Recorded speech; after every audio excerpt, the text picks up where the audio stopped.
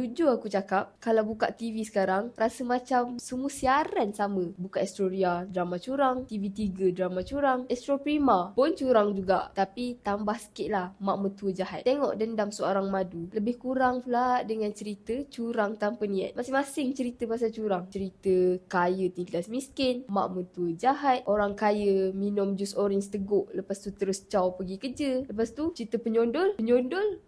Tak habis-habis. Sebenarnya industri drama kita ni bukan tak boleh pergi jauh, tapi banyak benda yang ikat tangan kreator. Antaranya garis panduan daripada Lembaga Penapis Filem dan Industri di bawah Perbadanan Kemajuan Filem Nasional Malaysia. Benda ni penting, ya, untuk jaga sensitiviti masyarakat. Tapi bila terlalu ketat, otak kreatif pun jadi sempit. Nak sentuh isu berat, susah. Nak tayang realiti hidup sebenar, semua benda kena tapis dulu. Nak cerita pasal rasuah politik, silap-silap kena ban terus. Selas-selas buat cerita klise. Dan itulah yang buat drama kita semua macam sampah. Tapi jujur aku cakap, bukan guideline je masalah dia. Stesen TV pun main peranan besar. Walaupun kita dah lepas dekat Lembaga Penapis Filem, belum tentu stesen TV lepaskan. Sebab diorang fikir, drama ni sesuai tak untuk audiens aku? Ada risiko kontroversi tak? Kalau jawapan dia tak pasti, auto reject. Last yang sampai dekat penonton bukan cerita hebat, tapi cerita yang paling selamat. Bandingkan dengan luar negara. Contohnya United States. Diorang ada badan kawal selia macam Motion Picture Association, MPA. Tapi approach dia lain. Diorang ni lebih kepada rating filem mengikut umur, membanding sekat terus cerita tu. Sebab tu lah boleh keluar cerita macam Final Destination. Disturbing gila kan? Tapi bila keluar sampai 6 season, satu dunia tengok. Kita pula still takut nak keluar dari zon selesa. Jadi sebenarnya salah siapa? Producer nak save budget, stesen TV nak jaga nama baik. Last penonton lah yang bosan. Boleh dah kot kurangkan